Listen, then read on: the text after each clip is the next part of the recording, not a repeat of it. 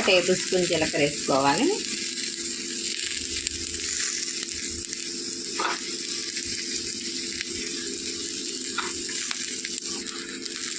కరివేపాకు వేసుకోవాలి గుడ్డు.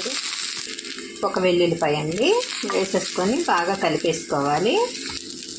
స్టవ్ ఆఫ్ చేసేసుకోవాలండి. పక్కకు పెట్టి చల్లార్చేసుకోవాలి. ఇలా జార్లోకి వేసేసుకోవాలండి. రుచికి సరిపడా ఉప్పు వేసేసుకోవాలి. ఇప్పుడు మిక్సీ పట్టుకోవాలండి. ఇలా వచ్చిందండి పేస్టు.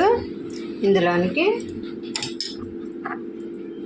కొద్దిగా చింతపండు పెట్టుకున్న చింతపండు వేసేసుకోవాలండి.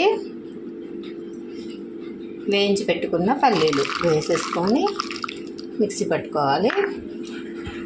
కట్ చేసుకున్న దోసకాయలో సగం ముక్కలు మాత్రం వేసుకొని మిక్సీ పట్టుకోవాలండి. ఇలా